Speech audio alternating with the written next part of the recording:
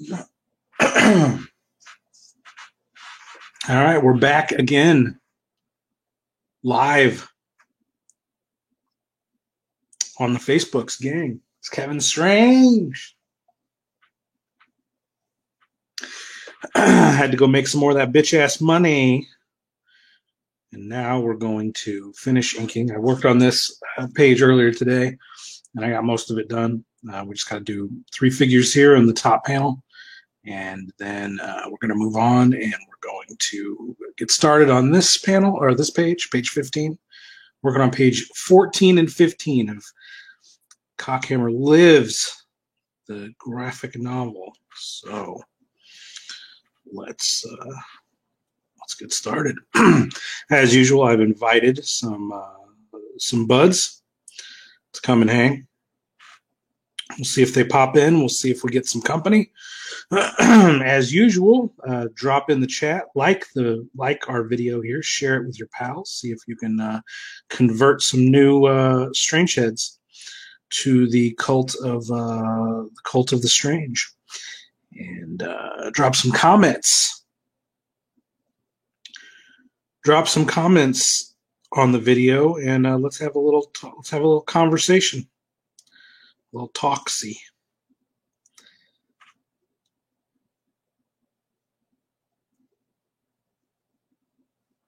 I'm pretty wiped out.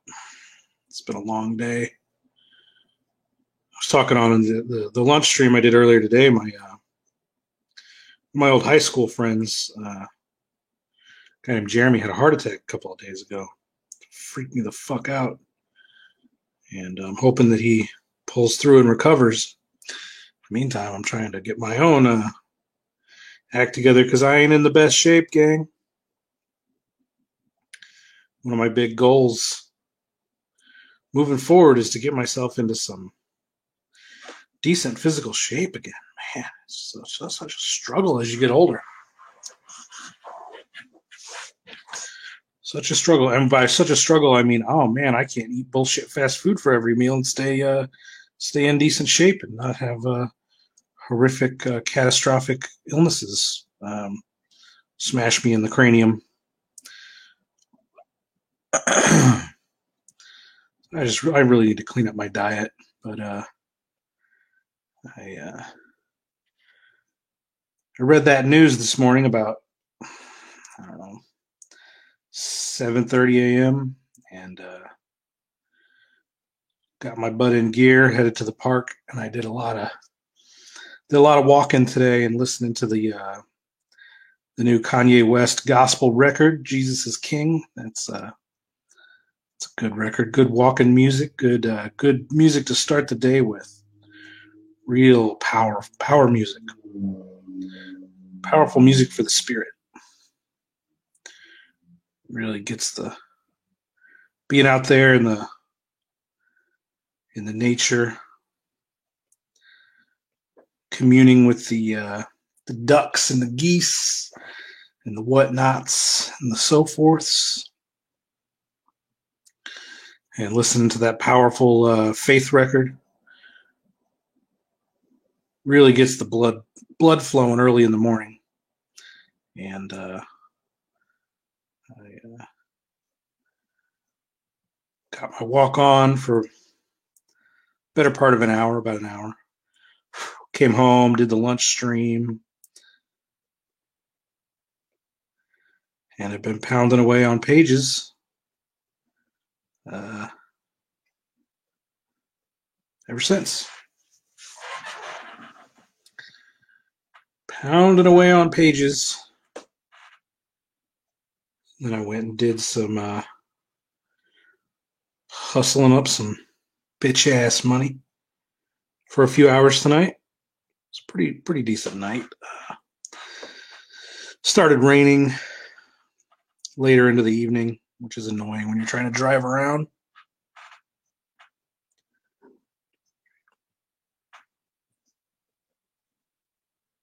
But generally, it's a pretty decent night for driving, making money.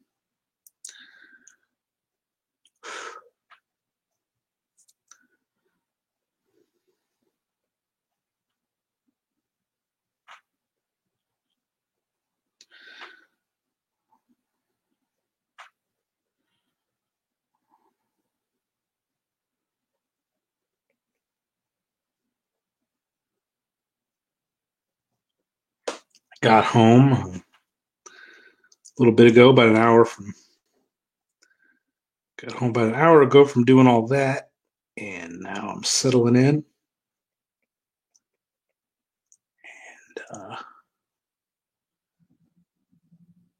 Doing my nighttime pages here.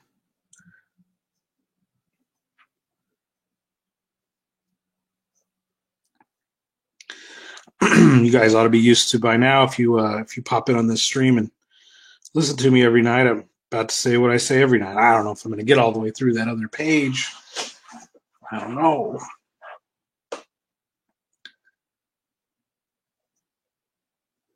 Tired. But I will get this one finished and that one started at the very least. I like to leave off in the middle of a page sometimes, just because, damn it. That weird thing again where it picks up a color, but it never wants to pick up black again once the color changes. There, I got it to pick up black. If I hold down on the iPad with one finger too long, it picks up the color. It just does a color swath change on me, and then I can't ever get it to change back to black once I do that.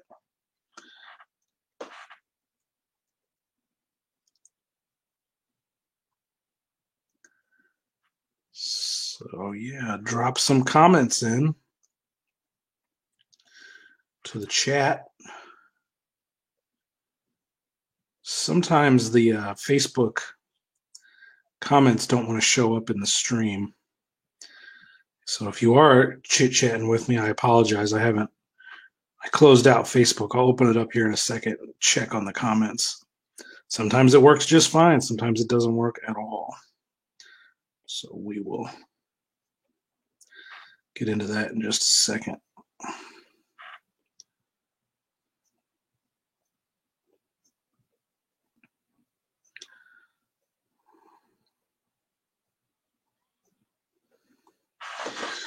Pull open the Facebook again and see. Nope. No comments over there.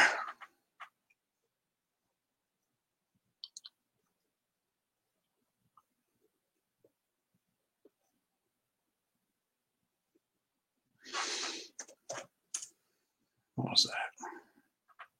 Something happened. It's probably just somebody responding to my shit posting. No.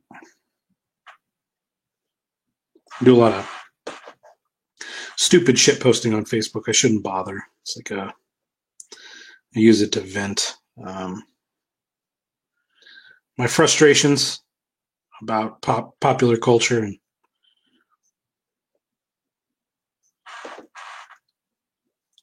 I really shouldn't bother.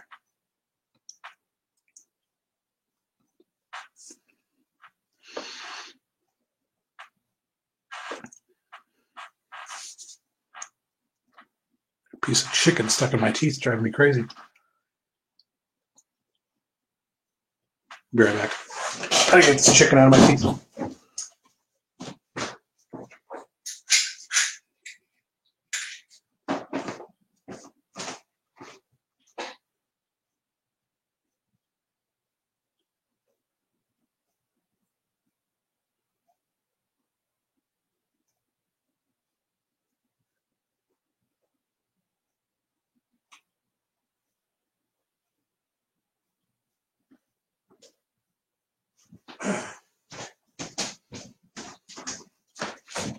Got it. All right. Now we can get back to work.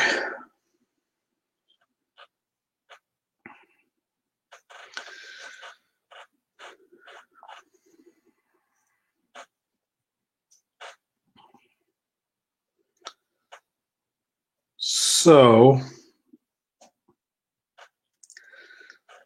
this is page 14, about to do page 15, which gets us a couple pages closer to 20, which gets us halfway to 40. Once we hit 40 pages, gang, we only need 100 pages to go and we're done. That's how I pace myself. I pace myself doing weird, stupid half-C's and doublies, dumb math. Like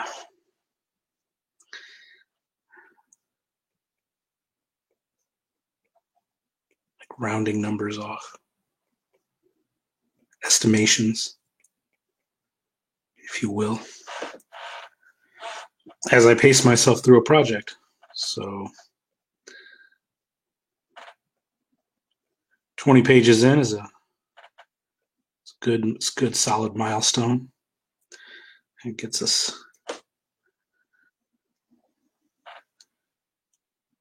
quite a ways into our project here.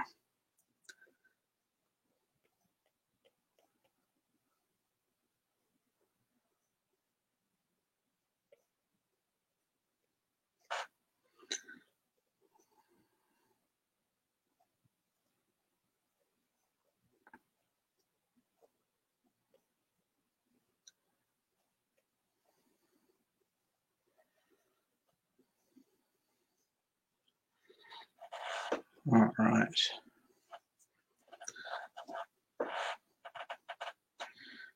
Knock this other arm out.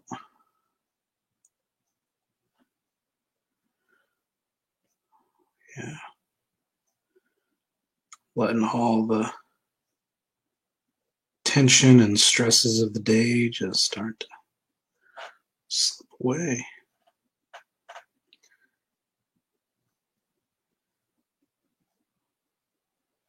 Mentally preparing for the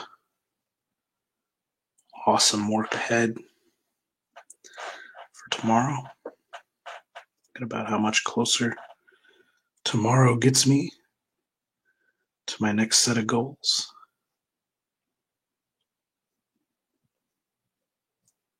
Financially, artistically.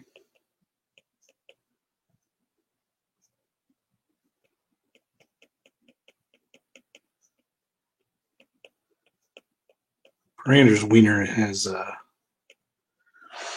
he's got some scab issues. He's got a little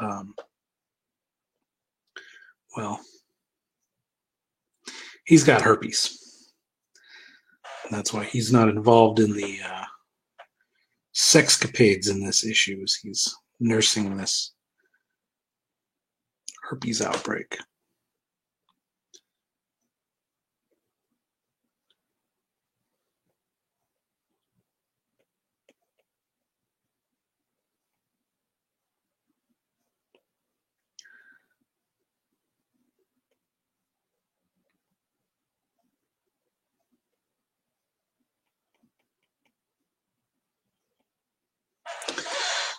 All right.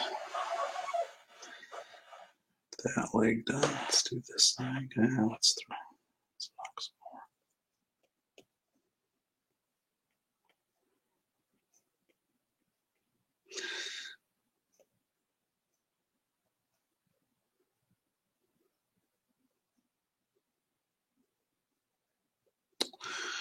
There we go.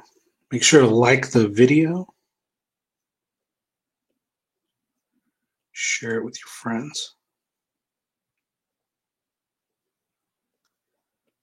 Drop a comment on the video. Tell us what you think. You're watching me ink my next graphic novel live here on this iPad Pro. The program is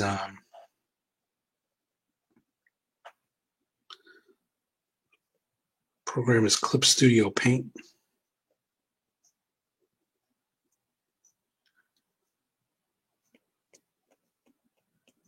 Formerly called Manga Studio, and it's just the best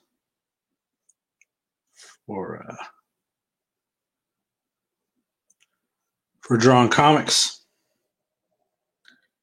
Okay. We are making some headway here, gang. Just about through. Just about through.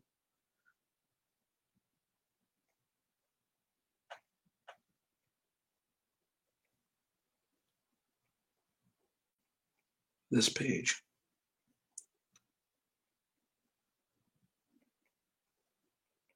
Terrence and Parander were hiding in the closet with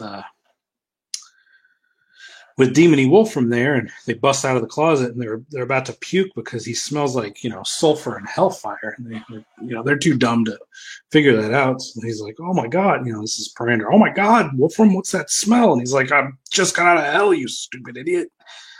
Of course I smell terrible." This is the poor unfortunate hooker that Terrence was banging and Parander was videotaping for their porn website, who was unfortunately used as a meat portal by Wolfram and Wingate as they escaped hell. And now she is a mutilated corpse that they're just stomping and stepping all over here because they're misogynistic assholes who have no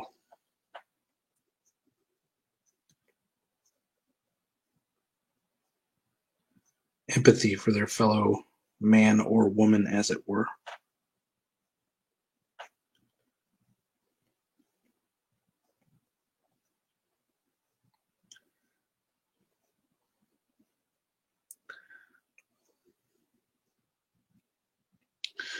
All right. That is like the rip in her stomach and her guts. Just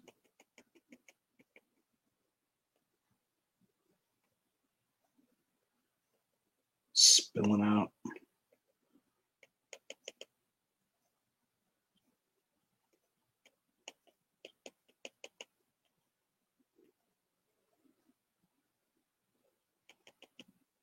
All over the place.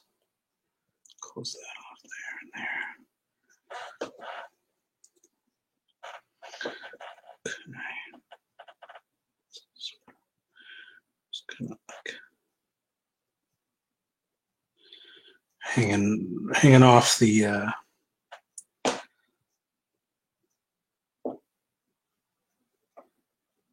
mattress they had laying on the ground, banging her on. So I guess Terrence doesn't have a bed in his bedroom, or maybe this isn't his bedroom. Maybe this is just a spare room, and they threw a mattress on the ground with which to bang this hooker for their website, because again, they're just absolute cretins, just degenerates of the highest order. And the fun of writing them and drawing them is that they believe themselves to just be the nicest guys. And they don't see not even a little bit wrong with their lifestyle of total debauchery and degeneracy. And they never understand people's bizarre reactions, which are actually normal. Let me rephrase that. They never understand people's normal reactions to their bizarre behavior, because they think this lifestyle is perfectly normal.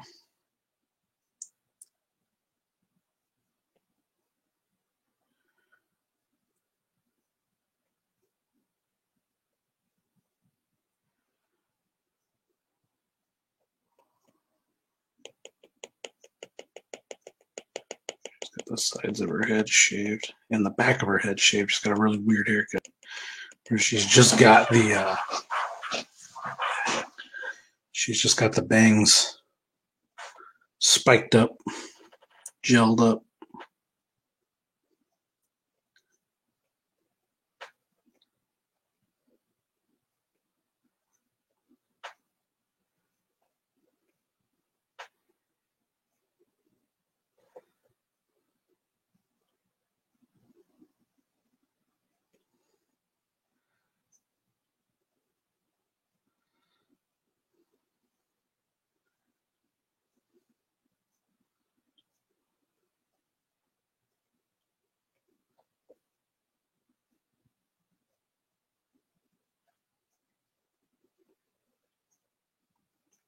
Okay.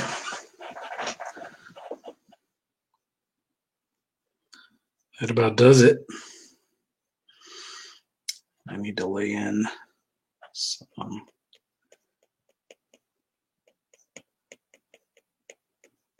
texture here.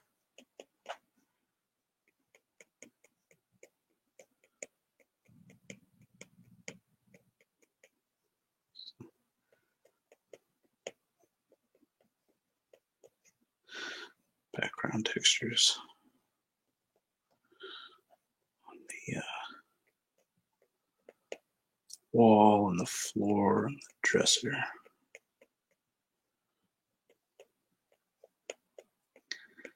And really give it that Beavis and Butthead kind of grimy look to it. Also have some texture stains and weird discoloration on it when I get to the coloring phase, but I really want to lay in this like ink level grime with the texture here and just make it seem grody and grungy right from the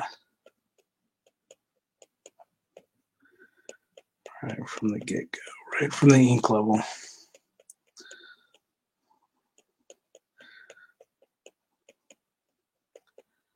But you can't have grungy heathens who aren't. You can't have filthy degenerates who aren't filthy. So I'm going to make the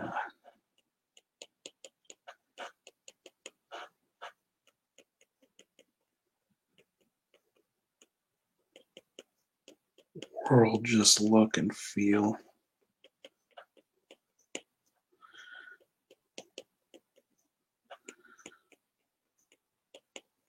really dirty, even at the ink level. And highlight and accentuate that.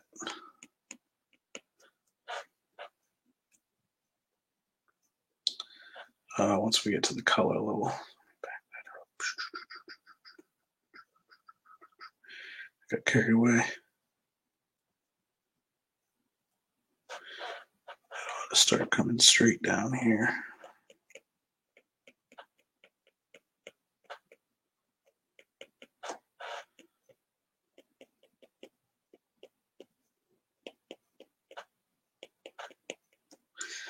And then start to curve out the other way here.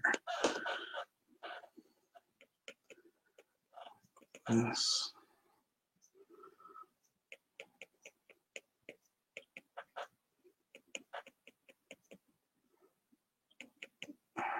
Really go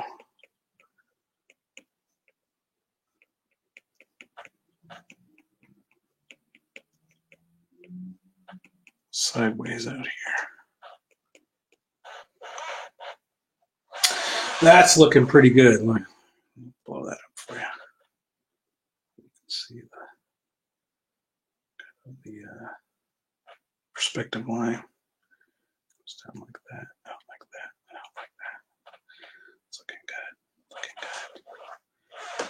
Letting all that stress of the day just float off the shoulders. Deep breaths. Every exhalation is weight off the shoulders. And we're just knocking in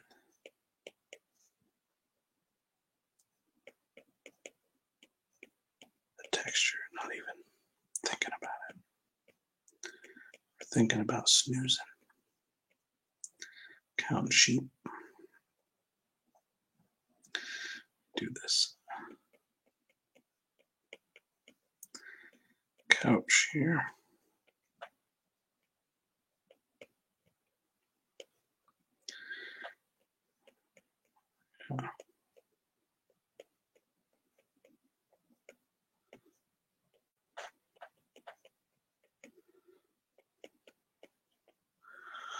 Oh yeah.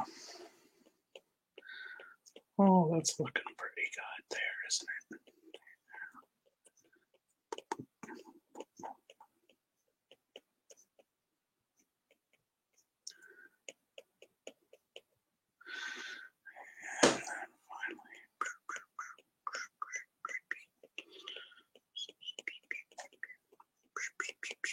Make the little noises.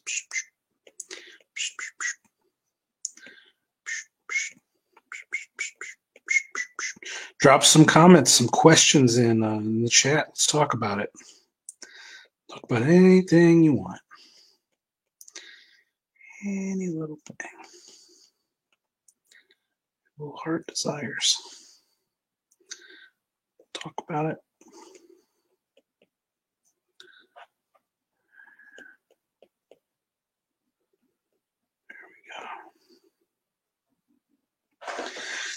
Okay.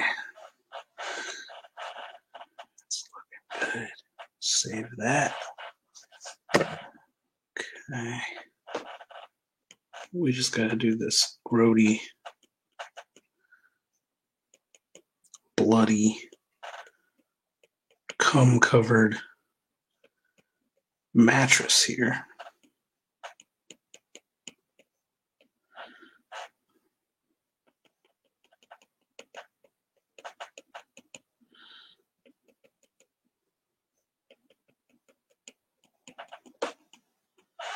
Oh, yeah.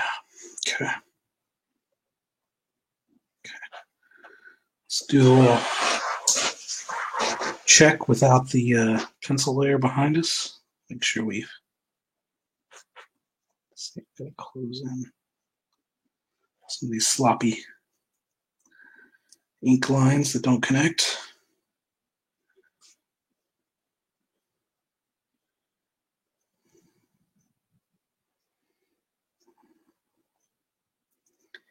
And then we're going to call this one done.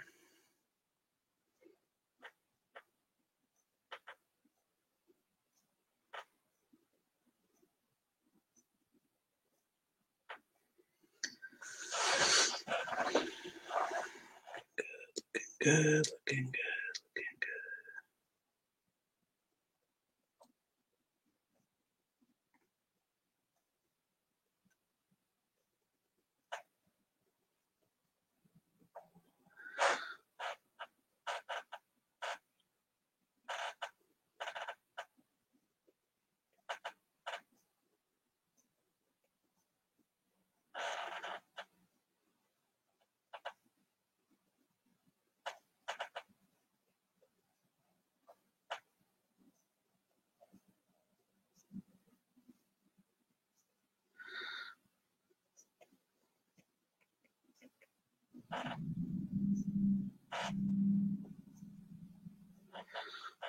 Fix that hand up a little bit. Nothing major.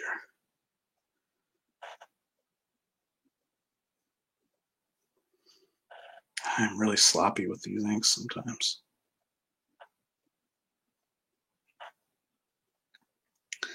Something I really want to learn to get better at, closing these inks. These ink lines better. Do a pretty piss poor job.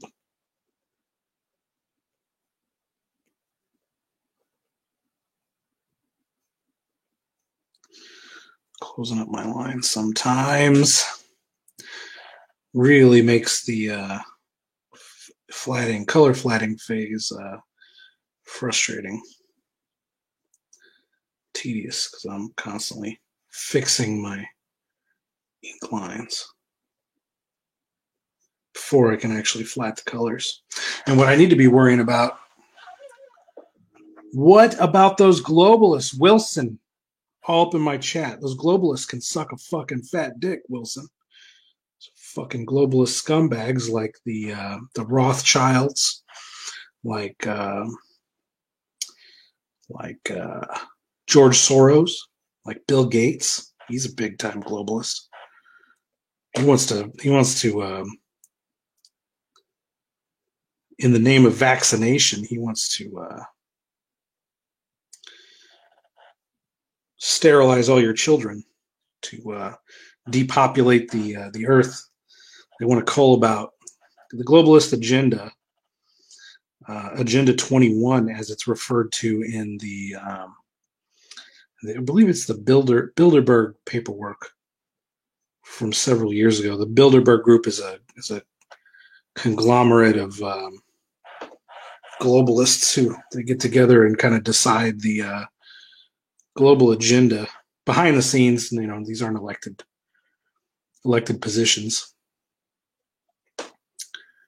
And I believe it was a Bilderberg conference. They put forth Agenda 21, which was an attempt to vaccinate, and through vaccination, sterilize the population and reduce the world population by around 80% is the globalist plan. You can look that up. You can Google or go to YouTube and type in Agenda 21, and you'll read all about those filthy globalists.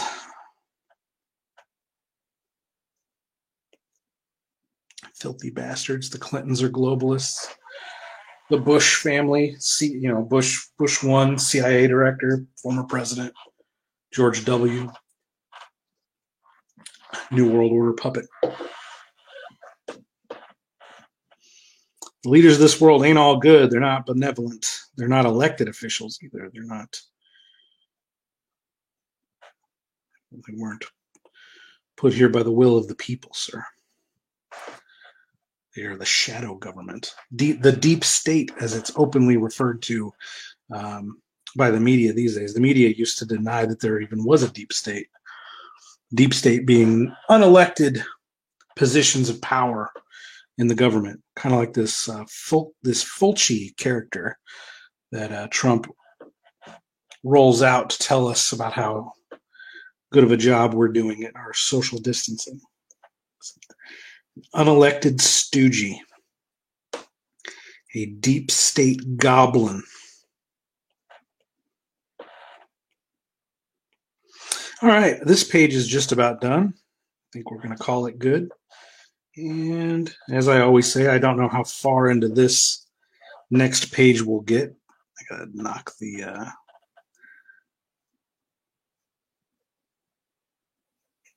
the opacity down on the pencil layer, drop in a white layer, solid white layer behind it, and that gives us something to draw on. Tell me a Juggalo story, Zach Wilson says. One time, I did that. One time, 2002, I believe, 2002, so 18 years ago. I was at the gathering of the Juggalos in Peoria, Illinois. And at that time, the gathering of the Juggalos had never been an outdoor festival before, believe it or not, because that's sort of what it's known for these days, is just being like an outdoor druggy festival, kind of like a Grateful Dead style, like I forget what they call those hippie festivals these days. Wilson, you probably know better than me what those hippie festivals are called. But that's basically all the Gathering of Juggalos is now, is like a hippie festival where you just go do a bunch of drugs. But back in 2002, long before, well, not long before, because the very next year it became an outdoor festival, but it was still an indoor thing. Believe it or not, it was an arena style festival, 3 days of Juggalo music. And it came to the Peoria Civic Center in Peoria, Illinois. And it was the first time me and my friends were like, holy shit, the Gathering of the Juggalos is right here in Illinois. Like, let's go to this thing. Let's check this out. We were young. We were in our early 20s. Fuck yeah, let's do this thing. Let's go see how crazy this Juggalo gathering we've been hearing about was. And it was only the third one. It was 2002 Peoria, Illinois, gathering number 3. And so we go down there, and you have to get a hotel because it's not a camping style thing. So we get this. We rent this hotel room in Peoria, and I don't know how we pulled all this off, because this was really my first experience with like traveling to any kind of like festival or anything like that. I would go on to become like a seasoned road dog veteran with horror conventions and sci-fi conventions and comic book conventions. I've been all over the country, the continental United States, if you will. staying in hotels all over the place, and I, learned the road dog rules basically. But at this time, I was just a young kid, 21 years old, not even 22 yet, and so we hit the road, and we somehow managed to get a hotel in town. Somehow they hadn't sold out yet, and I think it was really because the gathering and ICP in general just wasn't that big at the time. They had had their little 15 minutes of fame with the getting kicked off Disney in the late 90s. They were on a Disney record label, and then Disney found out that they were on the record label, and they got thrown off, and it was big news on MTV and all this stuff. They had a music video, and they were all over the place. But this was kind of a few years later after that, and it was kind of winding. That 15 minutes of mainstream fame was kind of winding down for them. And they would go on to grab that again over and over and over again throughout their careers. But this was kind of the first time that they had brushed with mainstream success. And so it was kind of waning. So there weren't all that many people trying to get into this gathering of the Juggalos, the third annual gathering of the Juggalos. So we were able to get a hotel right in town pretty easily. And we went. We had the first day of the festival, and it was pretty fucking crazy. They had this entire civic center was devoted to Juggalo shit. So you had one of the little rooms you could go into was like a they had a wrestling ring set up, and they were doing their Juggalo Championship Wrestling. They had another room set up that was just playing their Howard Stern radio interviews, because they always video. They did that, like they did video of the Howard Stern show for the E Entertainment Network back in the 90s. So all the Howard Stern radio stuff was taped, including the ICP appearances. So there was a room where you could just go sit and watch those Howard Stern interviews. There was a whole open section with games, like they had they had a big like pugil stick kind of battling.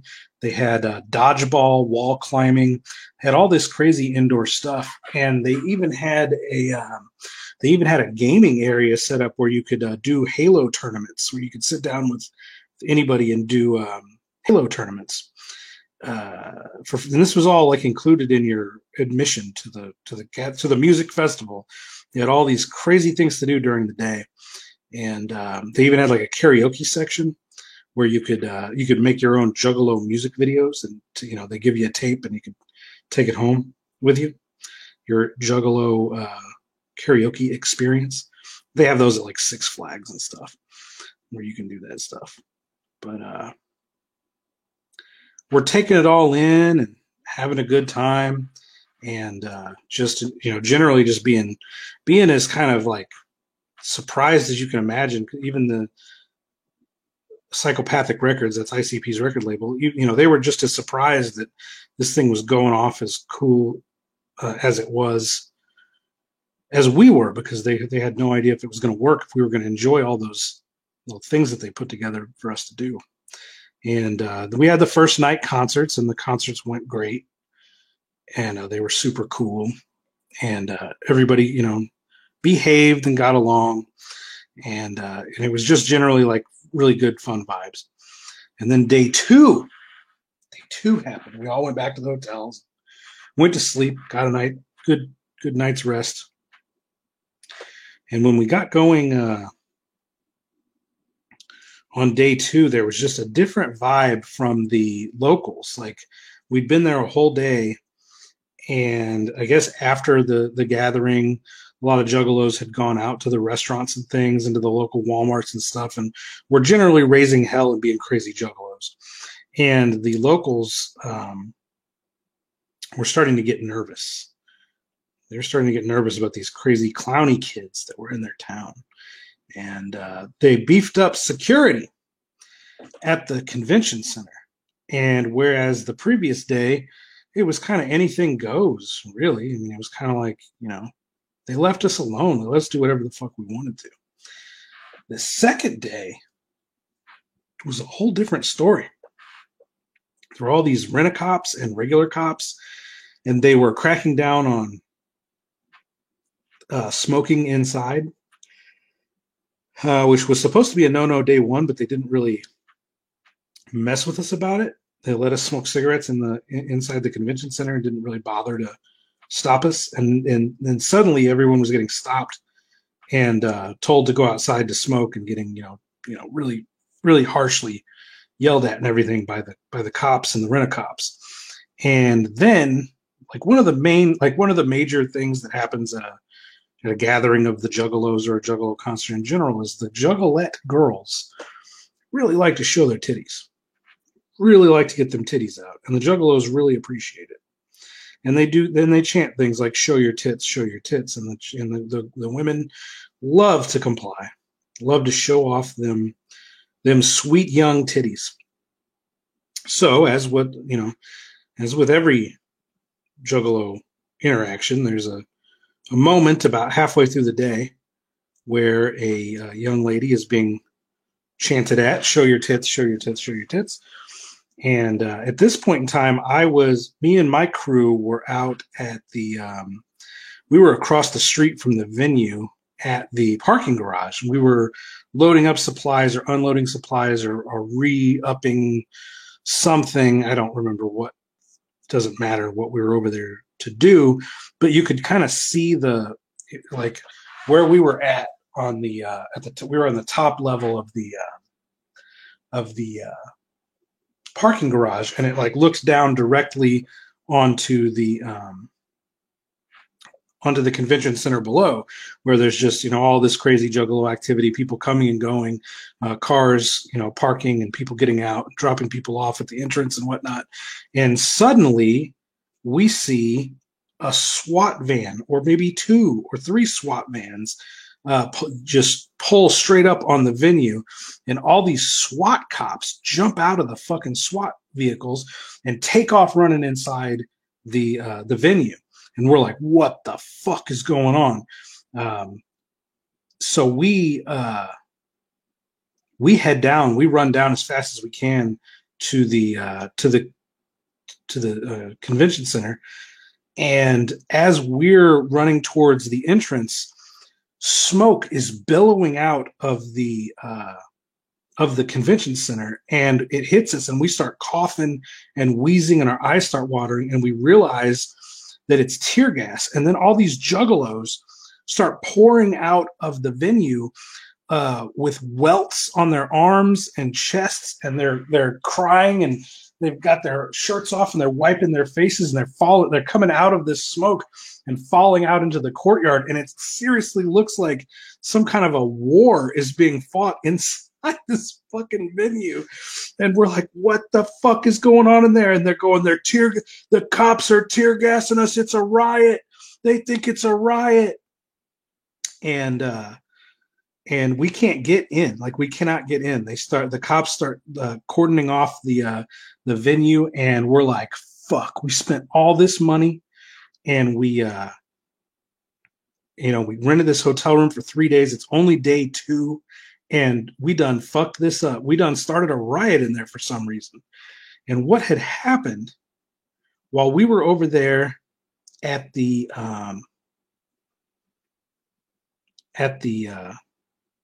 carport, this girl that had been getting chanted at, "Show your tits, show your tits, show your tits," she does show her beautiful young titties.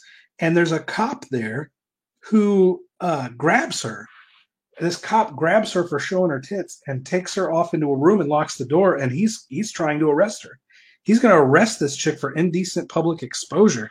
And the Juggalos see it happen, and the Juggalos start screaming, "Fuck the police, fuck the police," and they start chucking lighters and change and anything they have in their pockets at the door of this room that this cop has dragged this Juggalette into. And he's freaking out, calls for backup, and says he's basically trapped. Juggalos have him trapped, and it's a riot, and they're attacking police officers. So that's why the SWAT team came pouring in with paintball guns.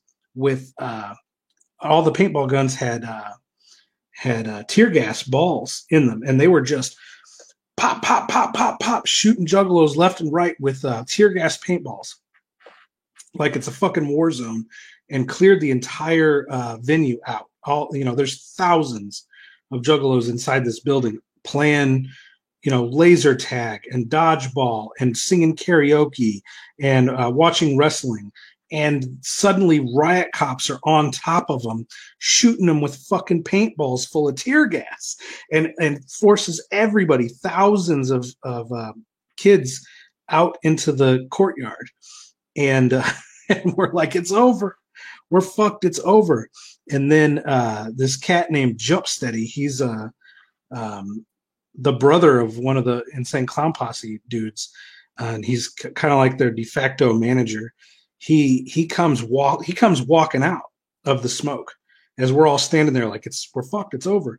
And he has a ladder and a megaphone, and he stands up on the ladder and he gets on the megaphone and he's like, "Juggalos, you may have already heard," and he goes into the story and it basically talks about how the cops have completely shut the gathering down. It's over. And everybody starts booing, and it's like it's getting tense out there. He's like, however, they understand that as juggalos, you and me and everyone on our side are more than willing to tear their city in fucking half if they make us leave here right now. We've got nowhere to go. We're here for 2 more days, and we aren't going to leave this place in peace. He said they fully understand the position they're in, and they are willing to let us continue the gathering. And we all start cheering. And he's like, on the condition that no more juggalettes show their tits. And we all start booing. He's like, I understand the staleness. He's like, I know that you want to see juggalette titties, but this is the compromise that we've managed to come to with the police. And would you rather have no gathering at all, or a gathering with no titties? And it was kind of a mixed response. But sure enough, he said they're going to let everybody back in the building right now. All you have to do is go into the auditorium and sit down and wait for the concerts to start, and everything will be fine. And so that's exactly what happened. They let the gathering continue, and we went inside and we sat down, and we happened to be, since my crew was right there at the doors, because we ran up and we couldn't get inside. It's not on that side. That's on the other side. Since my crew ran up and we couldn't get inside, we were right at the main front doors. So we got to walk in and walk straight down to the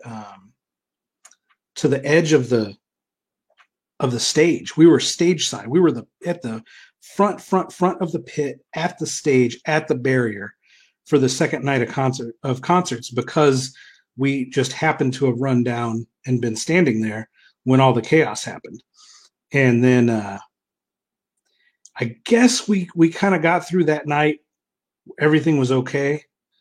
But to make a long story short, that third night of the gathering, that final night, they destroyed the Peoria Civic Center. They tore that entire venue apart. They went into the bathrooms, destroyed the stalls, had all of the bathroom stall toilet paper dispensers torn off the walls, and they were crowd surfing these giant industrial sized toilet paper rolls all across the gathering, all across the auditorium, I guess, for the concert auditorium. And we tore the guardrails down, because you were only supposed to be able to get onto the floor. Your gathering ticket was a medallion, and it was a different shape for each night. So if you had one particular shape, you got to be on the floor on night one. A different shape night two, a different shape night three. Well, nobody gave a fuck. By night three, they just started tearing the guardrails apart, and everybody poured onto the floor and just destroyed the fucking venue. And about halfway through the set, Insane Clown Posse said, do you remember yesterday? You remember all that staleness about the titties? He's like, right now, I only have one thing to say. All juggalettes in attendance, show your fucking tits. And thousands of girls all showed their tits in unison to close out the Gathering of the Juggalos 2002. The third annual Gathering of the Juggalos went down in history infamously as the last time, and it's been going on 20 more years since then. We're at gathering number 21, I think will be the next gathering. Never again has the gathering been held indoors because the Peoria Civic Center put out an SOS to all, a warning to all venues in America, never to host the Gathering of the Juggalos because the Juggalos will cause tens of thousands of dollars worth of damage to your venue. So ever since that infamous Gathering of the Juggalos, the gathering has been held outside in a hippie drug smoking style camping festival. So there, Wilson, is your Juggalo story. I hope that you enjoyed it. I fucked a super hot juggalette at that gathering too, by the way. I met her smoking cigarettes. I was like, you want to come back to the hotel room and have sex with me tonight? She was like, yeah. And then that was that. I don't even know what her name was. She hung out with me for the rest of the concert, got in my car, went back to the hotel with me. I told the guys, I'm going to go ahead and get a separate room for the night, but I'll stay in the hotel tomorrow night with you guys. They're like, oh, peace. And so I went and I bought me and the girl a room of our own, and I banged her all night and banged her all morning the next morning before we got back in the car and went back to the gathering. She got out of the car, walked off, and I never saw her again.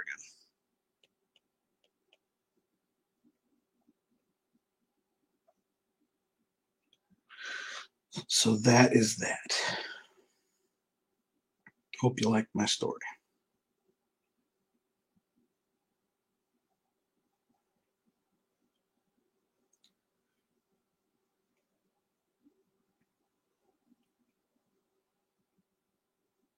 Better give my video a like for telling you that long ass story.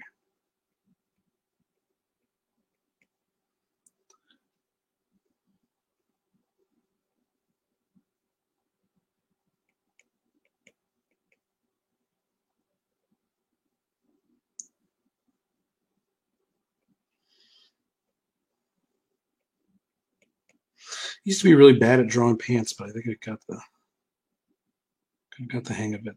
The creases in different styles of fabric, it's really hard to get, especially when you're doing a cartoony, exaggerated style. It's none of the stuff that you're drawing are realistic lines, so you're just kind of giving the impression of a fabric. You're giving the impression of folds in an exaggerated, cartoony way, and so you got it's a stylized sort of drawing style. So it's you kind of feel around, look at other people, other cartoonists, see how they do it, kind of incorporate their style into your own. Still learning. Not a very good cartoonist. But every time I do one of these graphic novels, I get so much experience. I get a little bit better every time.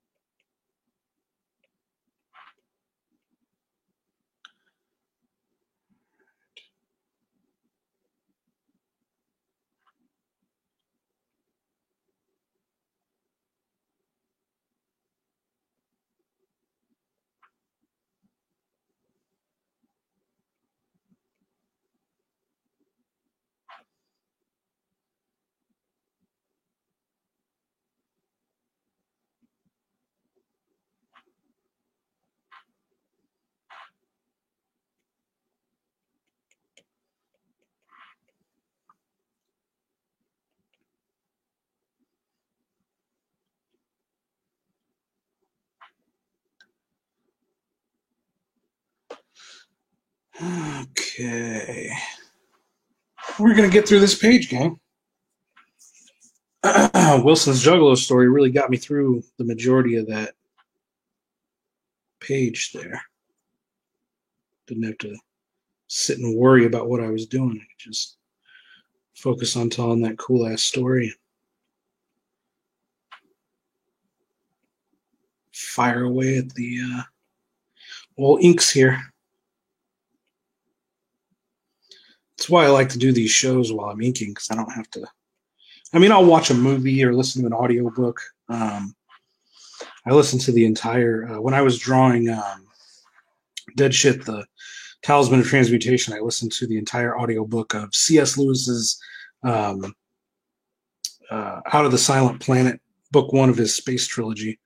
And it's a fucking killer novel, killer science fiction novel. And that got me through a lot of the hard pages on that book.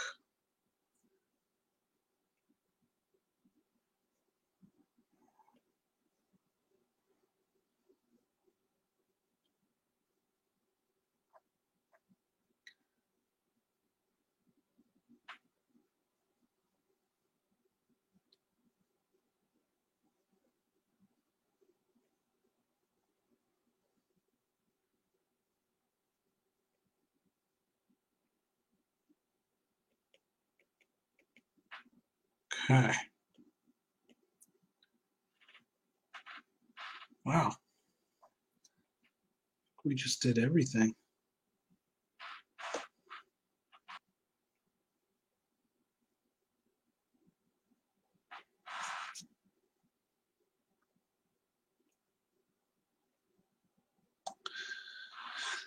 I think we just did everything, gang. So, save this, give my hand a rest for a second. I'm going to fill up my water glass, and then we're going to put in the texture for the background of that second panel, and then that's done.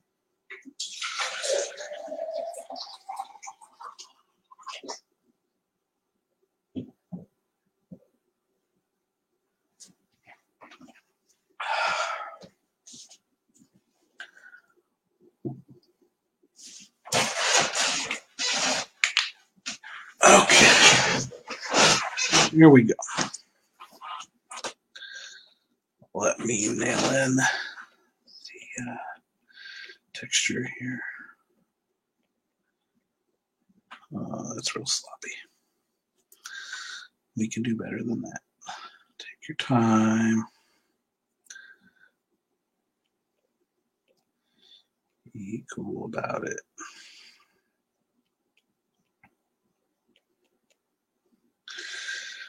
I've been watching this Messiah show on Netflix. Pretty sure it's going to turn out to be a gay Jesus. It's hilarious to me. The show is hilarious. It's done entirely seriously. It's not tongue in cheek at all. It's not supposed to be comedy. It's not supposed to be ironic, but it is like a hardcore Hollywood leftist version of what would happen if Jesus, the second coming of Jesus, which of course means he's gay, of course means that he's a Muslim, of course means that he gets detained by the United States and is called an illegal alien, and they're going to deport him. And this is all done with the utmost seriousness. Like, it's not even the least bit ironic or done with any sense of humor at all. It's literally Hollywood atheists preaching to the faithful in the U.S. about how evil white people are, and how if Jesus came back, he would be treated like a dirty immigrant, like a dirty illegal immigrant, and we would hate him. We would never accept the real Jesus Christ. Coming, of course, from atheists who don't even believe Jesus Christ ever lived, which is, again, the irony that's completely lost on them. So I'm into the show because I just want to see where this goes.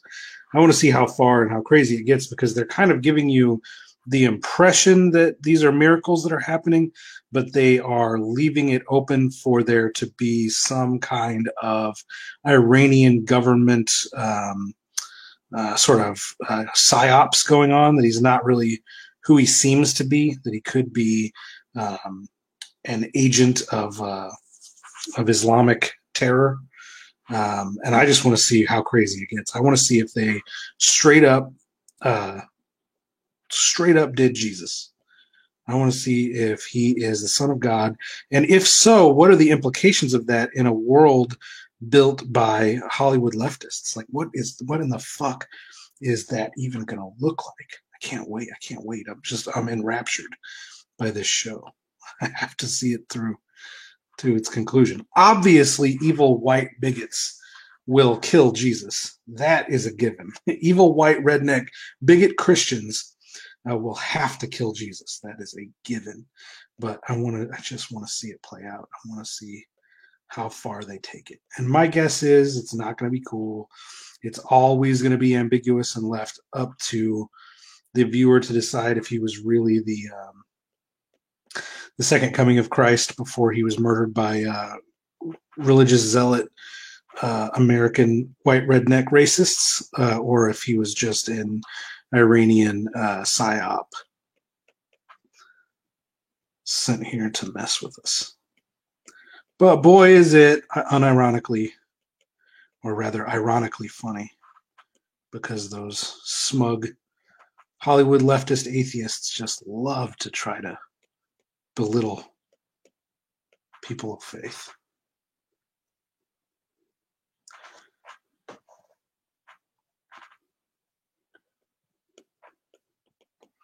And I'm pretty sure I saw people on. He hasn't come out as gay yet, but I'm pretty sure I saw people on social media talking about the Gay Jesus show on Netflix, and I'm almost positive that's this show. That's what this is going to turn out to be. He's going to bang one of his young disciple boys before it's over with, or maybe there's a character that's like he's like an Israeli like a Mossad agent who is like interrogating the Jesus figure, and is like he's like a torture artist. He's like, it's his job to torture information out of people, and he's like real. Of course, he's all ate up, emotionally devastated, and has a terrible relationship with his ex-wife, and he's just trying to in vain stay in his daughter's life. But this Jesus figure has all these divine words for him, and is like as he's being cruel to Jesus, Jesus is trying to help him work through his issues with himself, so that he can have a better relationship with his ex and his daughter. And so he might end up banging gay Jesus. That might be him that ends up in the homosexual relationship with Jesus. We'll just have to see, gang. We'll just have to see where it all plays out. It's gonna be fun. It'll be fun to watch. I love Hollywood leftists playing games of morality like they have any. Like those baby killing, blood drinking, Satanist, pedophile psychos have a shred of or ounce of look at this nice line here. Like they have an ounce of morality in their entire Botoxed bodies. Not likely. Oh, do they love to try to lecture you, tell you how to live.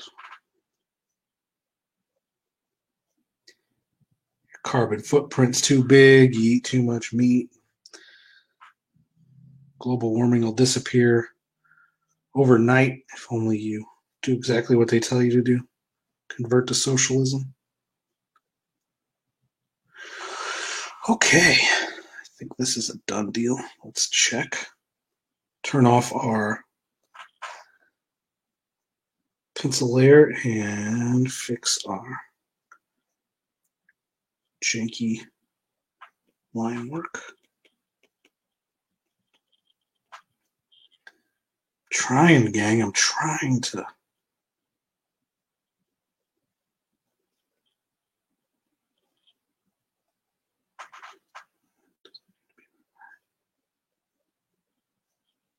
Okay. Trying to learn how to close these lines and do better line work, more solid line work, clean line work is what you would call it. trying to clean up my line work and get it, just like nail it the first time. I don't have to come in and clean up these lines. It's hard. Every one of these processes is totally different. This thumbnailing process, it's all about layout. It's all about where things are going to go in relation to the rest of the page. And then you get to this pencil layer. And the pencil layer is all about nailing your figures and your perspectives and whatnot. And then when you come in and do the inking layer, it's all about depth and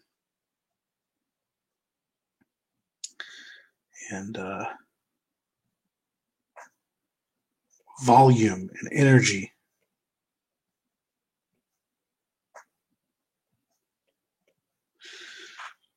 Okay. Fuck, look, I missed all this here.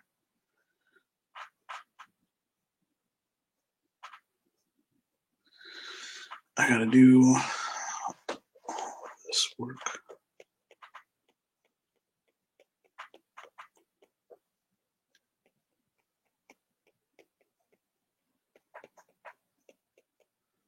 I'm tired. I'm trying not to get sloppy.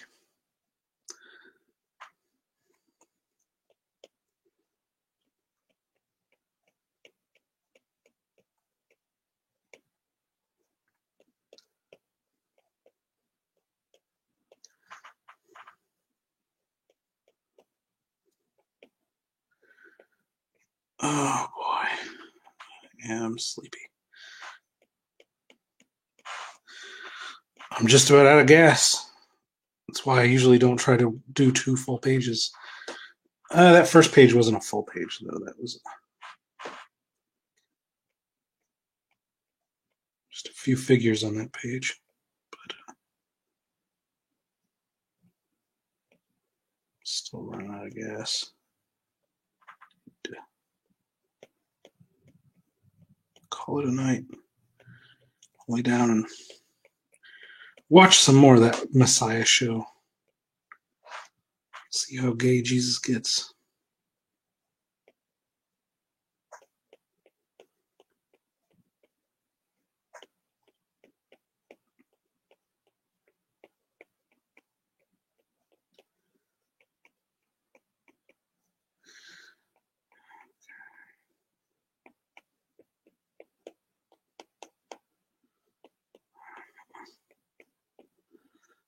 Got that.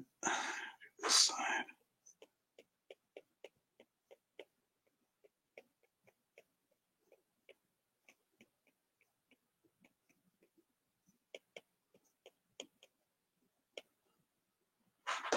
Okay.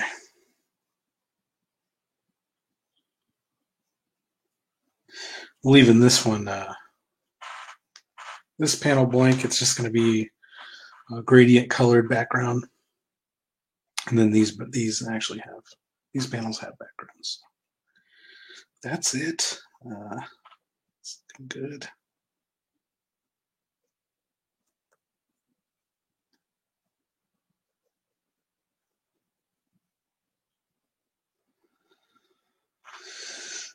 It's looking good.